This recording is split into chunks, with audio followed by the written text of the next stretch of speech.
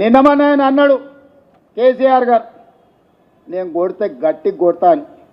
నేమన్నా చెప్పిన, అయ్యా ఏందయ్యా కొట్టనికి, అది ఏమన్నా ఫుల్లా ఆఫా గట్టి కొట్టనికి అని అడిగిన. చంద్రశేఖరరావు గారు ఈ వేదిక మీద నుంచి చెప్తున్నా, నీ గట్టి కొట్టాలంటే నీ కొడుకును వంగబెట్టి కొట్టు. ఎందుకంటే ఆయన తిరుగుళ్ళు చూడు, అటు చేసే వ్యవహారాలు చూడు. నీ బిడ్డను రెండు చప్పరి, ఎందుకంటే లిక్కర్ దందాలో ఉండి ఈడ నిన్ను ఓడించిందే కదా, ఆడ కేజ్రీవాల్ కూడా మింగేసింది. నీ అల్లుడు భూదందాలు చప్పరి, నీ అల్లుని పట్టుకొని నాలుగు గట్టిగా కొట్టు, వాళ్ళను కొడుకుని కొట్టు, అల్లుని కొట్టు, బిడ్డను కొట్టు, సడ్డకుని కొడుకుని కొట్టు, గట్టి కాదు కట్టె తీసుకొని కొట్టు. వీళ్ళు చేసిన దుర్మార్గాలు తెలంగాణ సమాజం చూసింది కాబట్టే నిన్ను గట్టిగా వంగబెట్టి కొట్టింది తెలంగాణ సమాజం అని చెప్పిన చంద్రశేఖరరావుకు ఆయనకు చెప్తున్నా. ఇక ఆయన ఊరిస్తున్నాడు, ఇక నేను వస్తున్నా బయటకి అని. అయ్యా నువ్వు బయటకు వచ్చినప్పుడు, నువ్వు కుర్చీలో ఉన్నప్పుడే మా యూత్ కాంగ్రెస్ కార్యకర్తలు నిన్ను బండకేసి కొట్టారు. మళ్ళీ వచ్చేదేముంది? నువ్వు ముఖ్యమంత్రిగా ఉన్నప్పుడు, నీ పార్టీగా అధ్యక్షుడిగా ఉన్నప్పుడే మా యువజన కాంగ్రెస్ పిల్లలు నిన్ను బండకేసి కొట్టి ఓడగొట్టి ఇంట్లో ఊసబెట్టారు. ఇవాళ కేటీఆర్ గారు ఊర్ల మీద తిరుగుతున్నాడు, కొత్త బిచ్చగాని పొద్దుగుర్తు ఎరగాడని. 10 ఏళ్ళ అధికారంలో ఉన్నాడు, డబుల్ బెడ్రూమ్ ఇల్లు ఇస్తాను ఇయ్యలే, ఇంటికో ఉద్యోగం ఇస్తాను ఇయ్యలే, దళితులకు 3 ఎకరాల భూమి ఇస్తాను ఇయ్యలే, డబుల్ బెడ్రూమ్ ఇల్లు ఇయ్యలే. ఇట్లా చెప్పుకుంటూ పోతే 100 హామీలు ఉన్నాయి.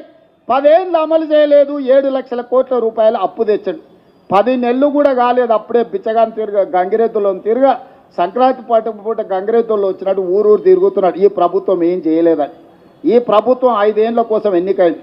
మొదటి సంవత్సరంలోనే 55,000 ప్రభుత్వ ఉద్యోగాలు ఈ ప్రభుత్వం ఇచ్చింది.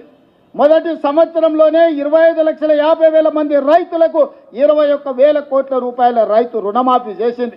నువ్వు ఎగ్గొట్టిపోయిన రైతు బంధు 7,625 కోట్ల రూపాయలు నేను వచ్చినాక రైతు బంధు మొదటి విడత వేసిన.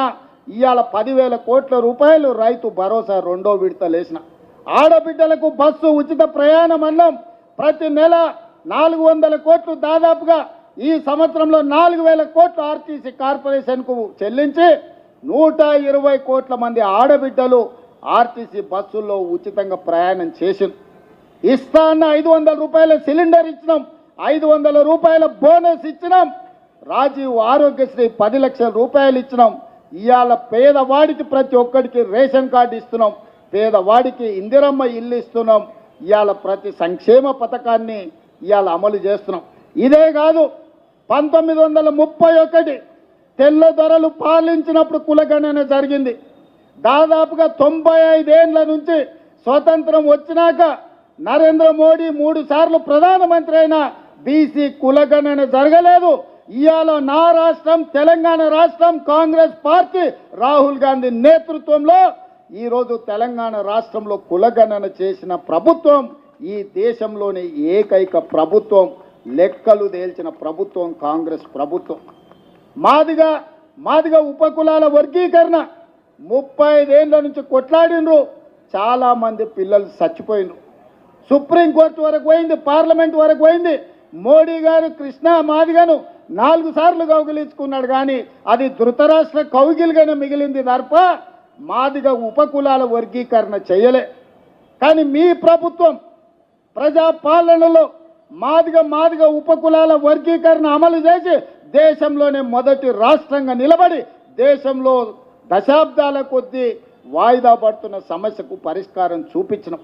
మొదటి సంవత్సరంలోనే ఇన్ని గొప్ప కార్యక్రమాలు చేసిన ప్రభుత్వం ఈ రాష్ట్రం దేశంలోనే మొదటి స్థానంలో ఉంది. అందుకే మిత్రులారా, ఎవరు ఎన్ని చెప్పినా వాళ్ళు ఏదో వాట్సాప్ యూనివర్సిటీ మోడీ పెడితే సోషల్ మీడియా యూనివర్సిటీ వీడియో కూడా పెట్టిండి, అక్రమంగా సంపాదించింది, కొల్లగొట్టింది. వాటిని పెట్టి అబద్ధాలు ప్రచారం చేయాలనుకుంటారు. ఛానల్స్ ఉన్నప్పుడే మీరు ఏం చేయలే, పేపర్లు పెట్టుకున్నారు, టీ న్యూస్ పెట్టుకున్నారు, నమస్తే తెలంగాణను గుమస్తే తెలంగాణ పెట్టుకున్నారు. ఏమైందా? ఇవాళ సోషల్ మీడియాలో తప్పుడు ప్రచారం చేస్తే ఏమవుతుంది? ఇవాళ మీరు అందరూ అనుకుంటే ఈ ప్రభుత్వం అమలు చేస్తున్న కార్యక్రమాలను పేద ప్రజలకు వివరిస్తే ఒక్కసారి కాదు, మళ్ళొక్కసారి కాదు, 4 సార్లు మన ప్రభుత్వం ఉంటుంది. ఈ వేదిక మీద ఉన్న వాళ్ళు చాలామంది ఎమ్మెల్యేలు, మంత్రులు అయ్యే అవకాశం ఉంది.